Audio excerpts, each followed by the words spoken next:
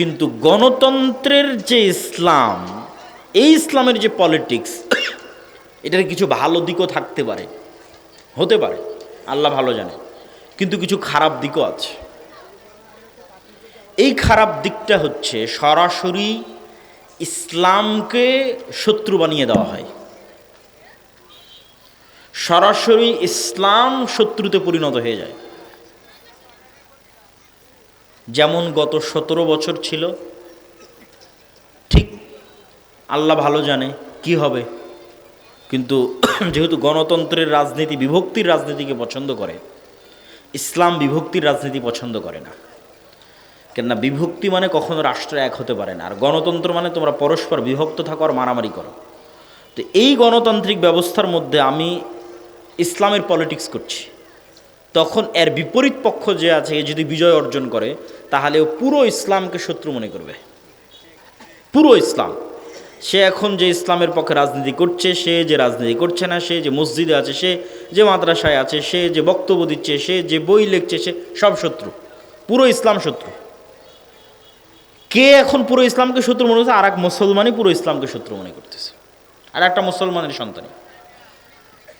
এটা তাহলে বানালোকে, আমি ব্যক্তির কোনো দোষ দিচ্ছি না, দলের না, এটাই থিওরি, গণতন্ত্রের যে থিওরি, এটা এইভাবেই ডিজাইন করা।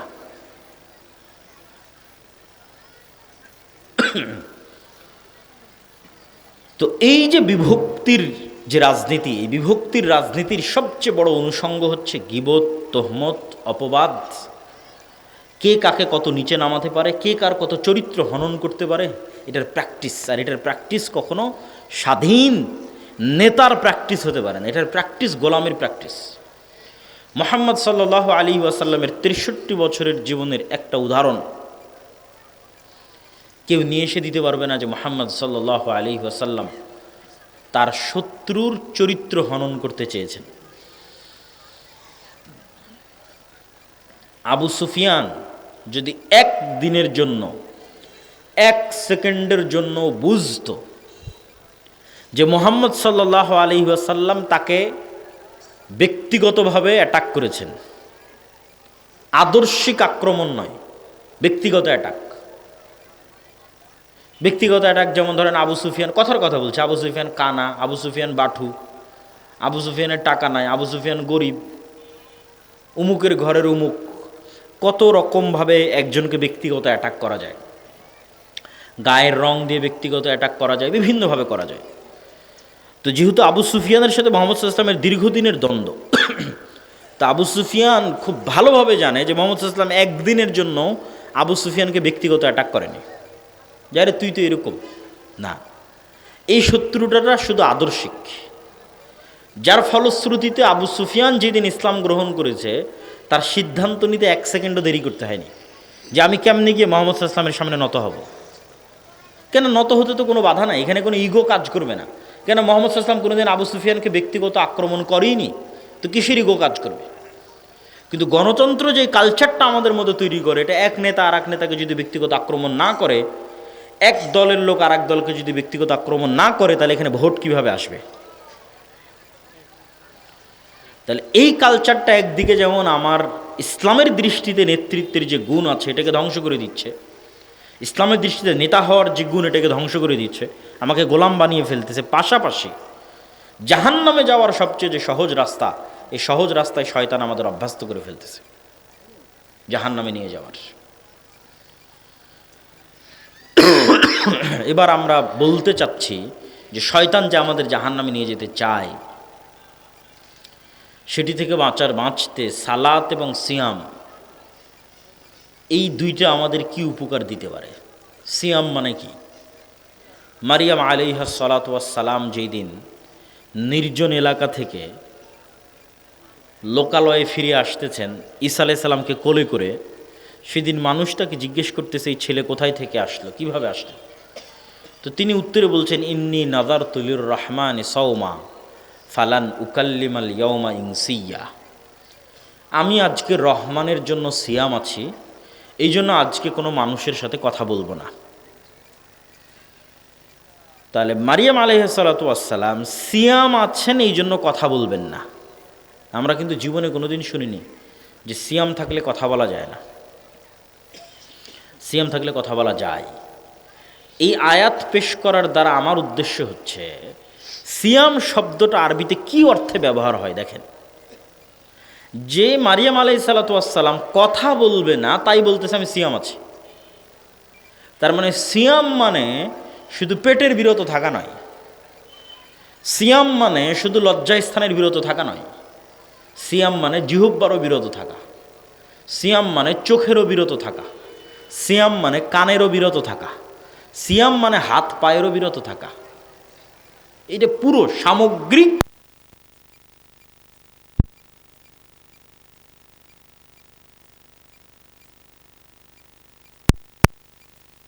পেট বিরত থাকবে, লজ্জাস্থান বিরত, সর্বনিম্ন যেটা ক্রস করলে সিয়াম ভেঙে যায়। কিন্তু সিয়ামের যেই স্তরে গেলে আপনি ফজিলত পাবেন, যেই স্তরে না গেলে আপনি ফজিলত পাবেন না। যেই স্তরে গেলে সিয়ামের ফরজ আদায় হওয়ার পাশাপাশি ফজিলতও পাওয়া যাবে, সেটা হচ্ছে বাস্তব প্রকৃত রিয়াল সিয়াম। সেটাতে জিহ্বাও সিয়াম আছে, চোখও সিয়াম আছে, কানও সিয়াম আছে, পেটও সিয়াম আছে, লজ্জাস্থানও সিয়াম আছে, হাত পাও সিয়াম আছে। আমরা ফজিলত পাবো, নেকি পাবো। এই সিয়াম আমাদেরকে শয়তানের বিরুদ্ধে যুদ্ধ করার প্রশিক্ষণ দিচ্ছে। এটা শয়তানের বিরুদ্ধে প্রশিক্ষণের একটা কোর্স, 30 দিন একটানা। শুধু না খেয়ে থাকলাম, তারপরে সব অন্যায়ে ব্যস্ত থাকলাম, সালাতের ধার ধারলাম না, জিহ্বাকে মানুষের নিন্দা গীবতে ব্যস্ত রাখলাম, কানকে গান শ্রবণে ব্যস্ত রাখলাম, চোখকে অশ্লীল দৃশ্য দেখায় ব্যস্ত রাখলাম। এই সিয়ামের কোনো দাম নাই। এই সিয়াম তো শয়তানের বিরুদ্ধে যুদ্ধ হলো না। এই সিয়াম তো আমাকে লাআল্লাকুম তাত্তাকুন, বেঁচে থাকার, বিরত থাকার প্র্যাকটিস দিতে পারলো না। তাত্তাকুনের শাব্দিক অর্থ কি? বেঁচে বেঁচে চলা, পারহেজগার না উর্দুতে বলে, সেখান থেকে এসেছে পরহেজগার। উর্দুতে যখন কোনো মানুষ অসুস্থ হয় তখন ডাক্তার বলে খানে মে থোড়া পরহেজ করকে চলনা, মানে খাবারে একটু বেছে বেছে চলিও, পরহেজ করকে চলনা, বেছে বেছে চলিও। ওইটাকে মোত্তাকিকে তখন উর্দুতে বলেছে পরহেজগার, আমরা বলেছি পরহেজগার। তার মানে যে বেছে বেছে চলে। তাহলে বেছে বেছে চলার প্র্যাকটিসটা কোথায় হচ্ছে? লাআল্লাকুম তাত্তাকুন, ইয়া আইয়ুহাল্লাযীনা আমানু কুতিবা আলাইকুমুস সিয়াম, তোমাদের উপর সিয়াম ফরজ করা হয়েছে। কামা কুতিবা আলাল্লাযীনা মিন ক্বাবলিকুম, যেমন তোমাদের পূর্ববর্তীদের উপর ফরজ করা হয়েছে। লাআল্লাকুম তাত্তাকুন, যেন তোমরা বেছে বেছে চলার প্রশিক্ষণ নিতে পারো, বিরত থাকার প্র্যাকটিস করতে পারো শয়তানের বিরুদ্ধে। তাহলে এই বিরত থাকাটা তখনই পূর্ণাঙ্গতা পাবে যখন আপনার জিহ্বা বিরত আছে, চোখ বিরত আছে, কান বিরত আছে, পেট বিরত আছে, লজ্জাস্থান বিরত আছে, হাত এবং পা বিরত আছে।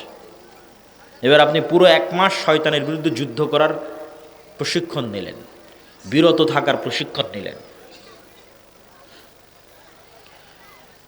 প্রিয় উপস্থিতি,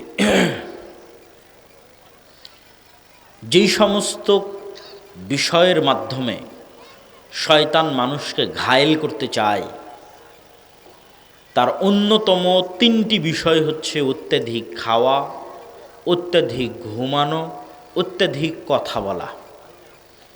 এই 3টে শয়তান আমাদের উপর চাপিয়ে দিতে চায় যে সারাদিন এর ওর নামে যা ইচ্ছা তাই বলো, সারাদিন যা ভালো লাগে সব খাও, বিড়ি, সিগারেট, মদ, জুয়া, জর্দা, গুল, তামাক সব,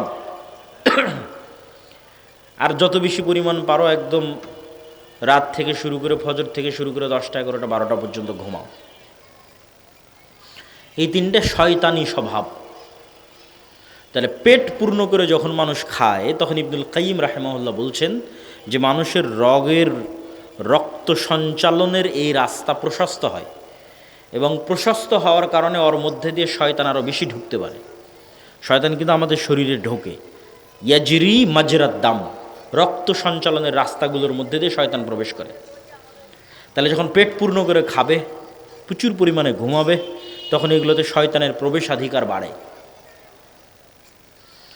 তাহলে এই জন্য শয়তানের ঢোকা কমিয়ে আনার জন্য মানুষের জন্মগত স্বভাব, নাফসানি চাহিদা, পৃথিবীতে যদি শয়তান নাই, আজকে কল্পনা করেন ইবলিস এবং ইবলিসের বাহিনী নাই, তারপরেও মানুষের সবচেয়ে বড় শত্রু তার নিজের নাফস। কেন? এই নাফস এই পৃথিবীতে তৈরি হয়েছে, এই পৃথিবীর আলো বাতাস মাটি পানি দিয়ে তৈরি হয়েছে। রূহ এসেছে আসমান থেকে, ওর সাথে দুনিয়ার সম্পর্ক নাই। কিন্তু যেই নাফস দুনিয়াতে তৈরি হয়েছে ও তো দুনিয়ার খাওয়া দুনিয়ার বিনোদন ভালোবাসবেই। এইটা নাফসের জন্মগত চাওয়া যে সে খাওয়াকে ভালোবাসবে, এটা নাফসের জন্মগত চাওয়া যে সে নারীকে ভালোবাসবে, এটা নাফসের জন্মগত চাওয়া যে সে টাকাকে ভালোবাসবে। নাই পৃথিবীতে শয়তান, তখন এই নাফস নিজেই আপনাকে পথভ্রষ্ট করার জন্য যথেষ্ট। এই জন্য কিছু কিছু দোয়ায় রাসূলুল্লাহ সাল্লাল্লাহু আলাইহি ওয়াসাল্লাম একসাথে নাফস থেকেও পরিত্রাণ চেয়েছেন, শয়তান থেকেও পরিত্রাণ চেয়েছেন। প্রত্যেক বক্তা যখন বক্তব্য শুরু করে তখন দেখবে, আজকের বক্তব্য আমি শুরুতে বলেছি, নাহমাদুহু ওয়া নাস্তাঈনুহু ওয়া নাস্তাগফিরুহু ওয়া নাউযু বিল্লাহি মিন শুরুরি আনফুসিনা। আল্লাহর কাছে পরিত্রাণ চাচ্ছি আমার নাফসের অকল্যাণ থেকে। তো নাফস যদি ভয়ঙ্করই না হবে তো নাফসের অকল্যাণ থেকে কেমনে পরিত্রাণ চাই? শয়তান ছাড়া নাফস ইটসেলফ ভয়ঙ্কর, শয়তান ছাড়াই। এবার নাফসের নিজের নাফসানি চাওয়া, তার সাথে শয়তান যুক্ত হয়েছে, শয়তানের ওয়াসওয়াসা, এই দুটো যখন যুক্ত হয় তখন এটা আরও ভয়ঙ্কর। তাহলে এই দুটোকে লাগাম দেওয়ার জন্য একটা বড় মাধ্যম হচ্ছে সিয়াম। নাফস নিজে চায় খেতে, খাওয়া ভালোবাসে, সেখানে আমি খাওয়া বন্ধ করে দিয়েছি। নাফস নিজে চায় যে সে ঘুমাবে, সেখানে আমি রাত জাগতেছি। নাফস চায় যে সে মানুষের বিরুদ্ধে গীবত তহমত অপবাদ যত মানুষকে ছোট করতে পারে তত মজা পায়, সেখানে আমি জিহ্বার সিয়াম পালন করা শুরু করেছি। তাহলে চোখের সিয়াম, কানের সিয়াম, জিহ্বার সিয়াম, পেটের সিয়াম, লজ্জাস্থানের সিয়াম, এগুলো একসাথে শয়তান এবং আমার নাফস, এই দুটোর বিরুদ্ধেই যুদ্ধ। এই জন্য মানুষকে ভালো করতে, পরহেজগার করতে, মুত্তাকি করতে সিয়ামের কোনো বিকল্প নাই। শাবান মাসে সিয়াম পালন, রমাজানে সিয়াম পালন, বৃহস্পতিবার সোমবারে সিয়াম পালন, মাসের 3 দিন সিয়াম পালন অব্যাহত রাখতেই হবে। পারলে দাউদ আলাইহিস সালাতু ওয়াস সালামের মতো একদিন পর একদিন। আমরা সেভাবে পারি না, তবে ওস্তাদ শায়েখ আব্দুর রাজ্জাক বিন ইউসুফ এবং আমার মা ধারাবাহিক অব্যাহত সব সময় নফল সিয়াম পালন করে। বৃহস্পতিবার সোমবার মাসের 3 দিন, শাবান মাসের শুরু থেকে সব সময়। এটা কখনো বৃহস্পতিবার সোমবারের সিয়ামও কখনো মিস দেন না, মাসের 3 দিনের সিয়ামও কখনো মিস দেন না, শাবান মাসের শুরু থেকে তো দেনই না। তো আমরা ওইভাবে পারি না, কিন্তু দেখে অনুপ্রাণিত হই যে না, চেষ্টা করতে হবে, পারতে হবে, করতে হবে। তো আপনাদেরকেও উৎসাহিত করছি যে আপনি যদি শাবান মাসে সিয়াম না রাখেন তাহলে আপনার ব্রেন আনপ্রিপেয়ার্ড অবস্থায় রমজানে ঢুকবে, অপ্রস্তুত অবস্থায় রমজানে ঢুকবে। আর আপনি যদি শাবানে সিয়াম রাখেন তাহলে সাইকোলজিক্যালি, মেন্টালি আপনার ব্রেনকে আপনি আগে থেকে সিগন্যাল দিচ্ছেন, ব্রেনকে সিগন্যাল দিচ্ছেন। দেখেন, ব্রেন একটা ভিন্ন স্বাধীন সত্তা, ওকে আপনি যেভাবে ইউজ করবেন ও সেভাবে অভ্যস্ত হয়ে যাবে। তো ব্রেনকে আপনি আগে থেকে সিগন্যাল দিচ্ছেন যে আমি শাবানে সিয়াম রাখছি কেন, সামনে রমজান আসতেছে। তখন ব্রেন নিজেই প্রস্তুত হবে, মেন্টালি প্রিপেয়ার্ড হবে যে না, রমজানকে মূল্যায়ন করতে হবে, রমজানে ইবাদত করতে হবে। এই মূল্যায়ন, এই প্রস্তুতিটার দরকার আছে। সিয়ামের বিষয়ে আর একটা কথা বলে আমরা সালাত কিভাবে আমাদেরকে শয়তানের কবল থেকে রক্ষা করতে পারে সেটির দিকে আগাবো। সিয়ামের বিষয়ে আরেকটি কথা, রমাজান এবং শাবান এবং সিয়াম, এগুলো বিষয়ে শেখ আব্দুর রাজ্জাক বিন ইউসুফ আর আলোচনা করবেন। সিয়ামের বিষয়ে একটি কথা, আল্লাহ সুবহানাহু তাআলার কাফারা সিস্টেম, গুনাহ মাফ হওয়ার যে পদ্ধতি আল্লাহ তৈরি করে রেখেছেন, আল্লাহ সেট আপ করে রেখেছেন যে গুনাহ মাফ হবে। এই পদ্ধতিতে আপনি জেহারের কাফারা বলেন, কসম ভঙ্গের কাফারা বলেন, দিনের বেলা রমজান মাসে স্ত্রীর কাছে যাওয়ার গুনাহের কাফারা বলেন, হজ বা উমরায় ভুল হলে দম দেওয়ার কাফারা বলেন, অনিচ্ছাকৃত কোনো মানুষকে হত্যা করলে দিয়াত জিনাতের কাফারা বলেন, এই প্রত্যেকটা গুনাহ, কথা যত গুনাহের কাফারা আল্লাহ দিয়েছে পৃথিবীতে, এই প্রত্যেকটা কাফারা শুরু হয় গোলাম আজাদ করো, না হয় এতজন মিসকিনকে খাওয়াও। এটা দিয়ে গোলাম আজাদ সর্বোচ্চ, কেন গোলাম আজাদ করতে বেশি টাকা লাগে, তার চেয়ে একটু কম টাকা লাগবে মিসকিনকে খাওয়ানো, পরিমাণ কম বেশি, কোথাও 10 জন মিসকিন, কোথাও 60 জন মিসকিন, এক এক ধরনের কাফারা নির্ধারণ করা আছে। তথা প্রথম যে দুইটা বললাম, এই দুইটা হচ্ছে টাকা, গোলাম আজাদ করতে টাকা দিতে হবে, মিসকিনকে খাওয়াতে টাকা দিতে হবে। তথা পকেট থেকে টাকা আল্লাহর রাস্তায় বের হলে গুনাহ মাফ হয়। এটা কাফারা সিস্টেমকে দেখলে বোঝা যায় যে আল্লাহ কিভাবে কাফারার সিস্টেম নির্ধারণ করেছে। 2 নাম্বার, যখন এই দুইটার কোনোটাই কেউ পারে না, তখন বলে সিয়াম রাখো। যে কোনো কাফারা আপনি উঠিয়ে দেখেন, এখান থেকে গিয়ে যে কোনো ফতোয়ার বই, যে কোনো মাসলা মাসাইলের বই খুলে আপনি দেখেন যে কাফারায় আল্লাহ কি বলছে। গোলাম আজাদ করো, মিসকিনকে খাওয়াও, এগুলোর একটাও পারছো না, মানে টাকার রাস্তা যখন শেষ, টাকার সক্ষমতা যখন শেষ, তখন এবার বলে এতদিন সিয়াম রাখো। তাহলে কোথাও বলা আছে 3 দিন সিয়াম রাখো, কোনোটাতে বলা আছে 10 দিন সিয়াম রাখো, কোনোটায় বলেছে একটা না 60 দিন সিয়াম রাখো। তার মানে আল্লাহর কাফারা সিস্টেমে গুনাহ মাফ হওয়ার একটা বড় মাধ্যম সিয়াম। বলেন আল্লাহু আকবার। পৃথিবীর যে কোনো গুনাহ অত্যাধিক সিয়াম দিয়ে মাফ হয়ে যেতে পারে। পৃথিবীর যে কোনো গুনাহ অত্যাধিক সিয়াম দিয়ে কাফারা হিসেবে গণ্য হয়ে যেতে পারে, গুনাহ মিটিয়ে দিতে পারে। প্রিয় উপস্থিতি, সালাত শয়তানের যে আধিপত্য আমাদের নিজের নাফসের উপর, এই আধিপত্য যদি আপনি ভাঙতে চান, ঘরে বসে থেকে ভাঙ্গার কোনো সুযোগ নাই, ঘুমিয়ে শুয়ে বসে ভাঙ্গার কোনো সুযোগ নাই। আমি শয়তানের গোলাম অবস্থায় আছি, কথার কথা, এখন শয়তানের গোলামি থেকে বের হতে চাই, তাহলে বের হব শুয়ে থেকে হবে না, ঘুমিয়ে থেকে হবে না, বসে থেকে হবে না, খেয়ে দেয়ে হবে না। আমি শয়তানের গোলাম অবস্থায় আছি, বের হতে চাই শয়তানের গোলামি থেকে, এর জন্য কাজ করতে হবে। পৃথিবীতে কোনো কিছুই কাজ করা ছাড়া হাসিল হয় না, পরিশ্রম ছাড়া হাসিল হয় না, প্রশিক্ষণ ছাড়া হাসিল হয় না। আপনি আর্মিতে জব করে ঢোকেন, আপনাকে 10 কিলোমিটার দৌড়াবে, দৌড়াও 10 কিলোমিটার একটা না, প্রতিদিন সকালে পিটি করো, কেন কাজ না করলে তো শরীর ফিট থাকবে না। শরীরকে যে ফিট রাখবে, কি দিয়ে ফিট রাখবে? যদি ব্যায়াম না করে, ফিজিক্যাল এক্সারসাইজ না করে। তো শরীরের সুস্থতা অসুস্থতা যেমন একদম হুবহু মানুষের নাফসের সুস্থতা অসুস্থতা, এটা আমরা বুঝি না, আমাদের বুঝার বাইরে। যেমন শরীরের সুস্থতা অসুস্থতার, আপনি আজকে এখনই যান যে আপনি অসুস্থ, মেডিকেলে গেলেন, মেডিকেলে গিয়ে চেক আপ করেন, বলবে আপনার এই ভিটামিন শর্ট আছে, ভিটামিন সি নাই, ভিটামিন সি নাই এই জন্য আপনার ঠোঁট ফাটে, ভিটামিন সি নাই এই জন্য মুখে ঘা হয়েছে, ভিটামিন ডি নাই এই জন্য হাঁটুতে ব্যথা। তাহলে কোনো একটার কমতিতে আপনি অসুস্থ হয়ে যাচ্ছেন, আবার কোনো একটার মাত্রাতিরিক্ত বেশি হলে আপনি অসুস্থ। বলে সুগার লেভেল যেমন থাকার কথা তেমন নাই, 5, 6, 7 থাকবে, 13, 14, 15 হয়ে বসে আছে, তাহলে আপনি অসুস্থ। কেন? এখানে বিষ বেশি হয়ে গেছে, বিষ ঢুকে গেছে শরীরের মধ্যে, ভাইরাস ঢুকে গেছে। তাহলে এই যে শরীরের সুস্থতা এবং অসুস্থতা যেমন হুবহু, এইরকমই নাফসের সুস্থতা অসুস্থতা। নাফসের ভিটামিন নাই, নাফস যেখান থেকে ভিটামিন নিবে সে ভিটামিনগুলো নাই। একদিকে তো ভিটামিন নাই, আর একদিকে যে বিষগুলো থাকলে নাফস অসুস্থ হবে, ওই বিষগুলো প্রতিনিয়ত ঢুকতেছে।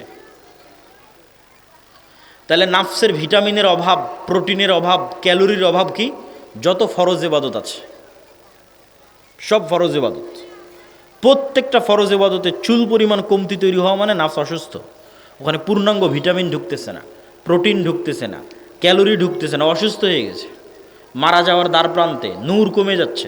নাফসের মৃত্যু মানে নূর না থাকা। বলে নাফসের মৃত্যু কি দিয়ে বুঝবেন? নাফস এবং রুহের মৃত্যু হচ্ছে নূর না থাকলেই মৃত্যু। তাহলে আমাদের যতজনের নাফস জীবিত আছে না মৃত আছে কি দিয়ে বুঝবেন? হার্টবিট পাম্প করতেছে, রক্ত বের হচ্ছে, তার মানে বেঁচে আছেন? জি না, এই বেঁচে থাকা তো দুনিয়াবি বেঁচে থাকা, রুহানিভাবে আপনি জীবিত কিনা, আপনার রুহ জীবিত কিনা, না আপনি মারা গেছেন। তো আপনার নাফস এবং রুহ এটা মারা গেছে কিনা এটা বুঝবেন কীভাবে? আপনার এর মধ্যে এই কালবে নূর আছে কিনা। নূর নাই, মৃত, মারা গেছে। তাহলে ওই নূর কি কোথায় থেকে আসবে? আপনি তো নিজেই কমিয়েছেন, সালাতে নাই, সিয়ামে নাই, এগুলো জরুরি যে ভিটামিনগুলো থাকা দরকার সেগুলো নাই, কমে গেছে। তাহলে তো অটোমেটিক নূর মারা যাওয়ার দিকে। এবার যে সমস্ত ভাইরাস ঢুকলে আপনি মারা যাবেন, ওই ভাইরাস প্রতিনিয়ত ঢুকতেছে। কান দিয়ে গান ঢুকতেছে, এটা ভাইরাস ঢোকার রাস্তা। শয়তানের আক্রমণের জানালা কান। চোখ দিয়ে অশ্লীল দৃশ্য ঢুকতেছে, এটা ভাইরাস। এটা ওইভাবেই হৃদয়কে আক্রান্ত করে যেভাবে বাস্তবে আমাদের শরীর আক্রান্ত হয়। এই জিনিসগুলো প্রত্যেকটা যে বিষয়গুলো আমি বলতেছি এটা বাস্তব। এটা মাপার কোনো যন্ত্র পৃথিবীতে নাই। তাই এটা মাপার যদি কোনো যন্ত্র পৃথিবীতে বের করা যেত তাহলে আপনি মেপে দেখতে পেতেন যে হ্যাঁ, আমার কাল্ব, আমার হৃদয় আসলেই নূর নাই, নূর হারিয়ে গেছে, এখানে ভাইরাস ঢুকে এটাকে বিষাক্ত করে ফেলেছে এবং এখান থেকে নূর বিদায় নিয়েছে। ওই রকমই একটা ভাইরাস হচ্ছে এই যে জিহ্বা দিয়ে যে আমরা একে অপরকে গালি দিচ্ছি, মিথ্যা অপবাদ দিচ্ছি, গীবত করছি। দেখেন, মানুষ যখন মিথ্যা বলে তখন তার মুখে দুর্গন্ধ তৈরি হয়, যে দুর্গন্ধে ফেরেশতা পালিয়ে যায়, সহিহ হাদিস। তো আপনি কি মনে করেন যে এই দুর্গন্ধটা বাস্তবে তৈরি হয়েছে না কল্পনায় তৈরি হয়েছে? বাস্তবে তৈরি হয়েছে। আমি যখন মিথ্যা বললাম, আপনি যখন মিথ্যা বললেন, তখন আমার মুখ থেকে বাস্তবেই দুর্গন্ধ বেরিয়েছে। এই দুর্গন্ধটা বাস্তব।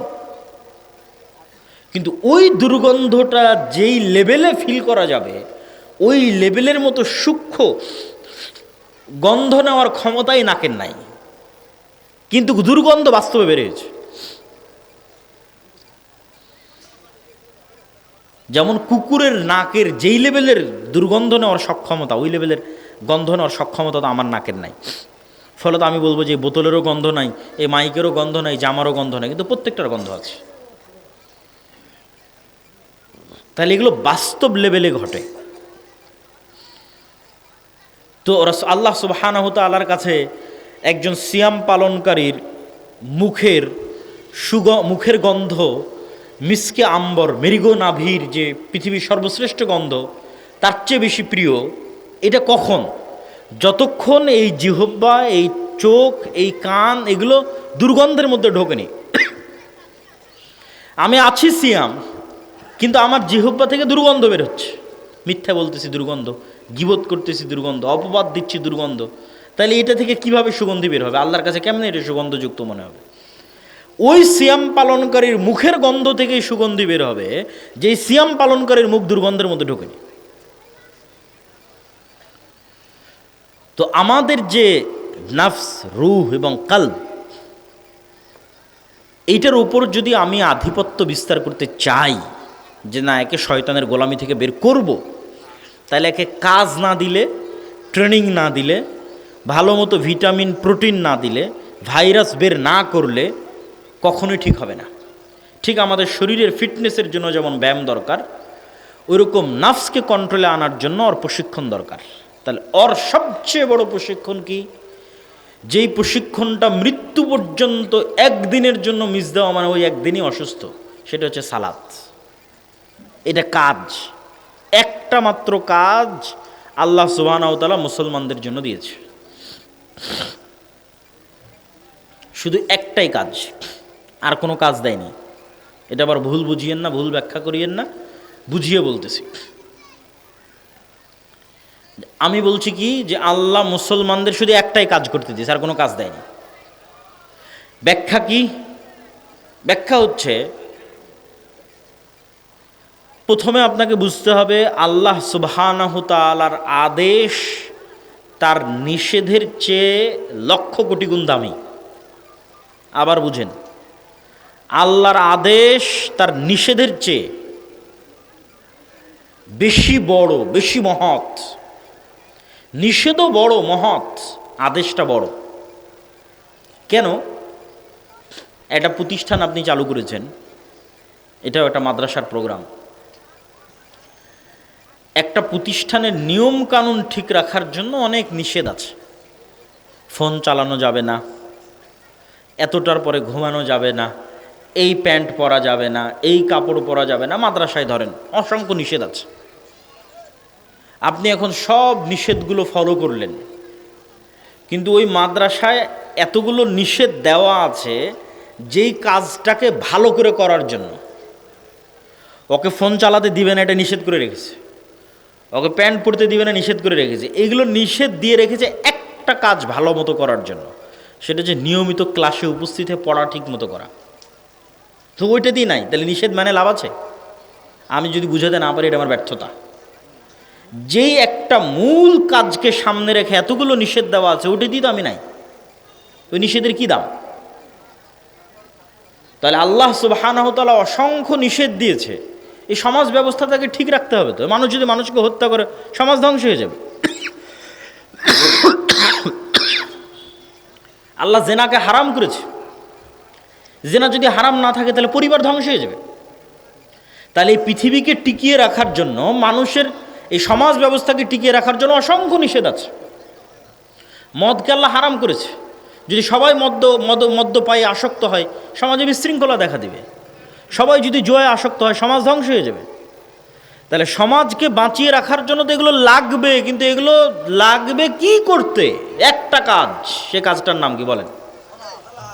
মাত্র কাজ হিসেবে একটাই দেওয়া আছে, কাজ একটা। তো বলবেন আরও তো কাজ আছে, সিয়াম আছে, হজ আছে, জাকাত আছে। কোনো একটা কাজ আদেশ হিসেবে আল্লাহ দৈনিক করতে হবে এরকম কোনো কাজ আল্লাহ সুবহানাহু ওয়া তাআলা দেননি। কোনো একটা কাজ দৈনিক করতে হবে, নারী পুরুষ নির্বিশেষে, কেউ বাদ যাবে না, ধনী গরিব নির্বিশেষে, এরকম কোনো কাজ আল্লাহ সুবহানাহু ওয়া তাআলা দেননি। হজ যে ধনী সে করবে, গরিবের নাই। জাকাত যে ধনী সে দিবে, গরিবের নাই। সিয়াম বছরে একবার রমজান মাসে আসতেছে। তাহলে আপনি যে মুসলমান হলেন, আপনি এখন একটা হিন্দু মানুষ। অসংখ্য হিন্দু মানুষ ভালো থাকার জন্য মদ খায় না, সমাজে ভালো হওয়ার জন্য জেনা ব্যভিচার হত্যা রাহাজানি খুন চুরি ডাকাতিতে নিযুক্ত হয় না। এই হিন্দু মানুষটা মুসলমান হয়ে কি করবে? এই মানুষটা তো আগে থেকেই মদ খায় না, তোর কাজ কি? ওকে তো আর আপনি বলতে পারছেন না, বাবা তুমি হিন্দু থেকে মুসলমান হলা, তুমি তো মদ খায়ও না। তো বললে ভাই আমি তো আগে থেকেই মদ খাই না। কত লক্ষ লক্ষ খ্রিস্টান নেবেন, চুরি চামারি ডাকাতি অন্যায় করে না। তো বলে বাবা তুমি তো খ্রিস্টান থেকে ইসলাম গ্রহণ করলো, তো ইসলামের নিয়ম হচ্ছে চুরি চামারি করা যাবে না। বলে আমি তো আগে থেকে চুরি চামারি করি না। তো ও খ্রিস্টান যে মুসলমান হবে, হিন্দু যে মুসলমান হবে, ভালো খ্রিস্টান ভালো হিন্দু মুসলমান হয়ে করবে কি? একটাই কাজ আছে, সেই কাজটা কি বলেন তো? সালাত। এইবার বুঝলেন ওই হাদিসের অর্থ, যে মুশরিক আর মুসলমানের মধ্যে পার্থক্য কি? সালাত। তুমি সালাত আদায় করো তো মুসলমানই নাই, তুমি মুসলমান থাকারই তো কোনো দরকার নাই। কেন এরকম আরও অসংখ্য হিন্দু আছে, খ্রিস্টান আছে, মদ খায় না, বিড়ি খায় না, জুয়া খায় না, জুয়া খেলে না, চুরি করে না, ডাকাতি করে না, কত হিন্দু খ্রিস্টান। তাহলে ওই হিন্দু খ্রিস্টান আর তোমার মধ্যে পার্থক্য কি? কোনো পার্থক্য নেই। তাহলে আদেশ হিসেবে নারী পুরুষ নির্বিশেষে, ধনী গরিব নির্বিশেষে প্রতিদিন করতে হবে আল্লাহর একমাত্র একটাই আদেশ, তার নাম সালাত। এই জন্য সালাতের ক্ষেত্রে কোনো এক্সকিউজ দেওয়ার অপশন রাখা হয়নি, যে সালাতের ক্ষেত্রে আমি কোনো অজুহাত দিব, এই অজুহাত দেওয়ার কোনো অপশন রাখা হয়নি। সিয়ামে অজুহাত আছে, মনে করলাম সিয়াম নারী পুরুষ নির্বিশেষে, মনে করে নিলাম সিয়াম ধনী গরিব নির্বিশেষে, কিন্তু সিয়ামে অজুহাত দিতে পারবে। বলে আমি বুড়ো হয়ে গেছি, সিয়াম রাখতে পারবো না। ঠিক আছে, সমস্যা নেই, ফিদিয়া দিয়ে দাও। বলে আমি গর্ভবতী, আমি ঋতুবতী, সিয়াম রাখবো। ঠিক আছে, তোমার জন্য এই অপশান দিয়ে দিলাম। অসুস্থ তো তোমার জন্য অপশান দিয়ে দিলাম। তাহলে যেই সিয়ামটা আমরা অন্তত ধনী গরিব উভয়ের জন্য রেখেছিলাম, ওইটাতেও ডট ডট ডট ডট অসংখ্য অপশান আছে। একমাত্র আদেশ আল্লাহর, যে আদেশে কোনো অজুহাত নাই, না নারী না পুরুষ, না শিশু না বৃদ্ধ, বয়স হওয়ার পর, না অসুস্থ, না দাঁড়িয়ে না বসে না শুয়ে, না পানি আছে না পানি নাই, না তায়াম্মুম আছে না তায়াম্মুম নাই, না কেবলা চিনি না কেবলা চিনি না, না কাপড় আছে না কাপড় নাই, কোনো পরিস্থিতিতে, কোনো সিচুয়েশনে, কোনো অজুহাত সালাতের জন্য গ্রহণযোগ্য নয়। কেন? এটা একটা মাত্র আদেশ, এই জন্য এত কড়া আদেশ। তো আপনাকে বেশি দেয়নি, বাকি সারাদিন তো আপনি নিজের কাজই করছেন। আল্লাহর পক্ষ থেকে আদেশ শুধু একটা, সালাত আদায় করতে হবে। কেন? এই একটা দিয়েই আপনি আপনার নিজের নাফসকে কাজ করাচ্ছেন, ওকে কাজে বাধ্য করছেন। ওই নাফসকে যত আপনি এই কাজে বাধ্য করতে পারবেন যে তোমাকে সালাত আদায় করতে হবে, জামাতে সালাত আদায় করতে হবে, নিশ্চিত থাকেন আর যত গুনাহে আপনি লিপ্ত আছেন। অসংখ্য যুবক আমাদের সাথে সাক্ষাৎ করে, কথা বলে, প্রশ্ন করে যে ভাই আমি এটাতে আসক্ত, বের হতে পারছি না। কেউ ভিডিও গেমে আসক্ত, বের হতে পারে না। কেউ জুয়ায় আসক্ত, বের হতে পারে না। কেউ প্রেমে আসক্ত, বের হতে পারে না। তা আমি সবাইকে একটা কথাই বলি, এবং এটা বাস্তব, যে তুমি ওইটার থেকে বের হওয়ার চিন্তা বাদ দাও। তুমি আগে কনফার্ম করো যে তুমি 5 ওয়াক্ত সালাত অন্তত 40 দিন একটানা জামাতের সাথে মসজিদে তাকবীরে তাহরিমার সাথে পড়তে পারছো কিনা। কেননা তুমি প্রেমে আসক্ত কেন? তোমার নিজের নাফসের উপর তোমার কন্ট্রোল নাই।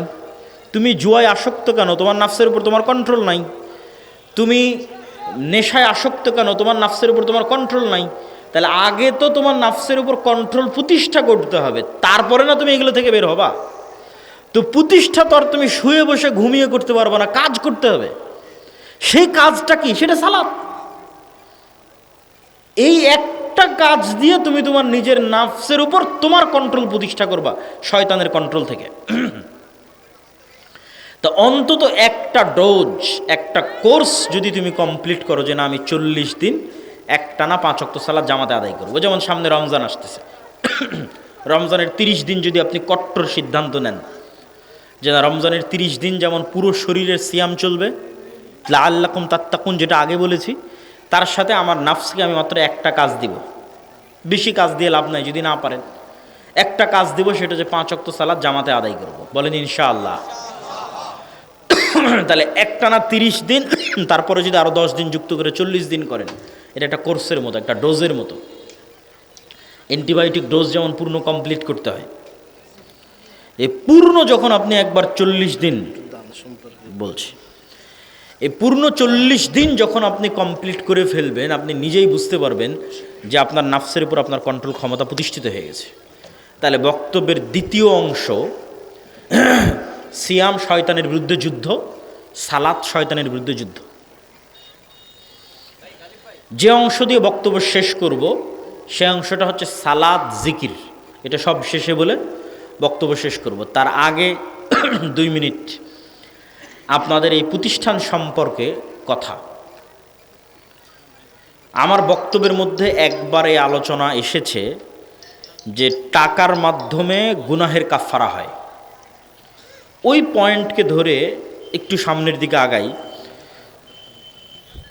ইন্নাল্লাহা আশতারা মিনাল মুমিনিনা আনফুসাহুম ওয়া আমওয়ালাহুম বিআন্না লাহুমুল জান্নাহ।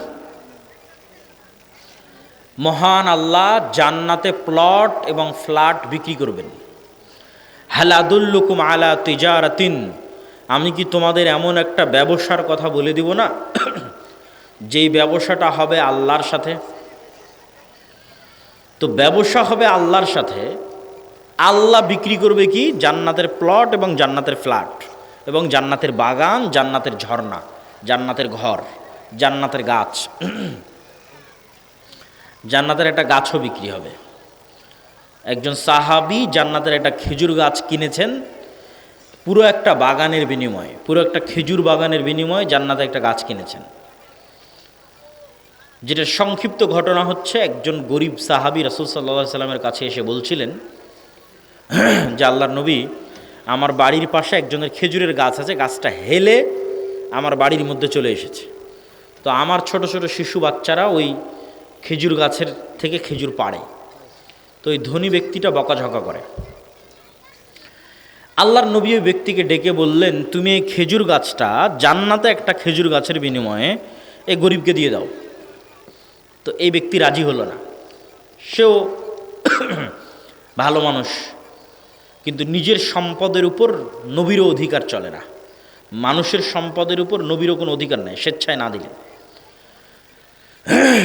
তো এই ঘটনা একজন সাহাবী আবু দাহদা তার নিকট পৌঁছল। তার বিশাল এক খেজুরের বাগান ছিল। ওই ধনী ব্যক্তিকে গিয়ে সে বলল, তোমার এই খেজুর গাছটা আমি কিনতে চাই আমার এক বিশাল খেজুর বাগানের বিনিময়ে। তো বলে ঠিক আছে, বিক্রি করে দেবো, ভালো কথা, এত বড় খেজুর বাগান পাচ্ছে, মাত্র একটা খেজুর গাছ, কোনো সমস্যা নেই। বলে ঠিক আছে, দাও, দিলাম। তো আবু দাহদা বিশাল এক খেজুর বাগান ওই ধনী ব্যক্তিকে দিয়ে দিল, আর ওর থেকে একটা খেজুর গাছ কিনে নিল। ওই খেজুর গাছ কিনে নিয়ে এসে বা রাসূল সাল্লাল্লাহু আলাইহি ওয়াসাল্লামকে বলছে, আল্লাহর নবী আপনি এরকম ঘোষণা দিয়েছেন, এটা কি ঠিক? কি ঘোষণা? তো বলে, এই খেজুর গাছ যদি ওই গরিব সাহাবীকে দেওয়া হয় তাহলে জান্নাতে একটা খেজুর গাছ পাওয়া যাবে।